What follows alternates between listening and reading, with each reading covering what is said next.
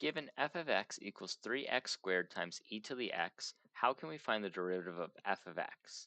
Well, 3x squared times e to the x can be rewritten as two functions, so h of x times g of x. So 3x squared is h of x, and g of x is e to the x. And all we have to do is apply the product rule. So the derivative of h of x times g to the x is h prime, the derivative of h of x times g of x, plus h of x times g prime of x. So this is the product rule. So let's apply it to our equation. So f prime of x, so the derivative of f of x equals, we'll take the derivative of the first function.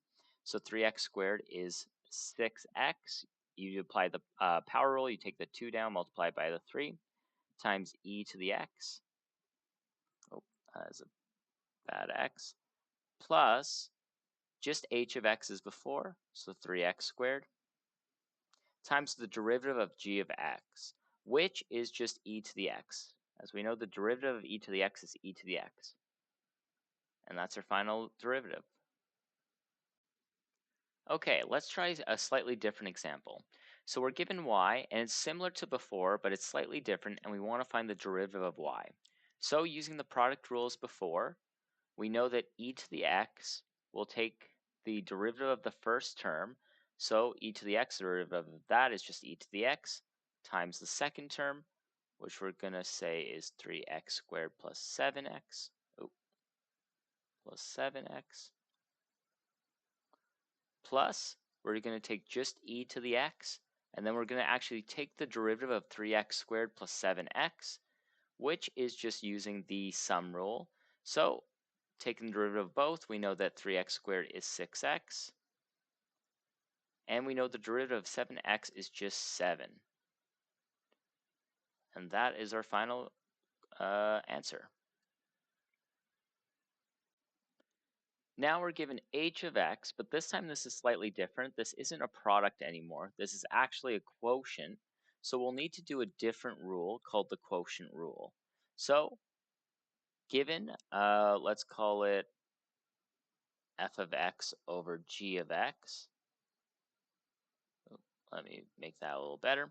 The derivative of this is f prime of x times g of x, similar to the product rule, but we're going to take it we're going to minus now f of x times g prime of x, and then we're actually going to divide all that by g of x squared. Not written the best, but yeah, we're going to take the derivative of the top times the bottom minus the top, take the derivative of the bottom, divided by the bottom squared.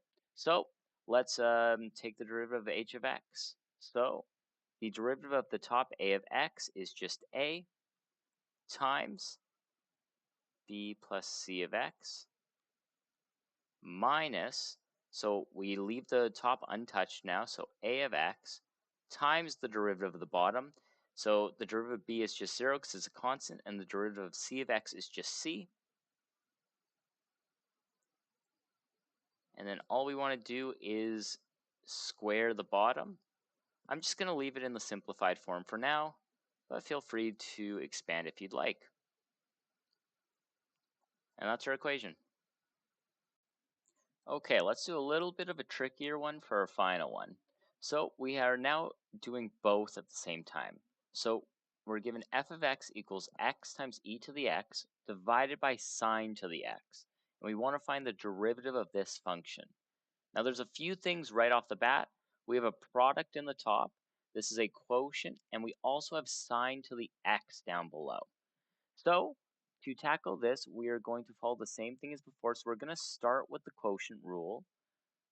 But with the quotient rule, we have to take the derivative of f of x, the top one, and this is going to be the product rule.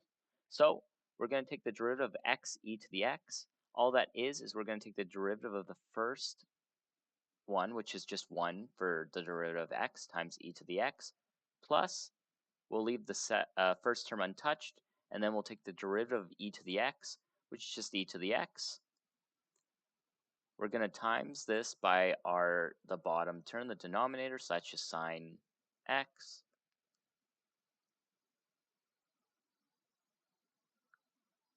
Let me make that better. Minus, we're going to not do anything to the first term, just leave it as it is. And then the derivative of sine x is cos x, if you've not seen that before. So the derivative of sine is just cos. We are then going to put that all under, and then we're just going to square sine. Sine of x squared. And that's it. That's our final equation. You are able to simplify this more if you'd wish to, but that will be an exercise for the viewer. Awesome. That is the product and quotient rule. Like and subscribe if you enjoyed, and leave a comment if you'd like to see anything else.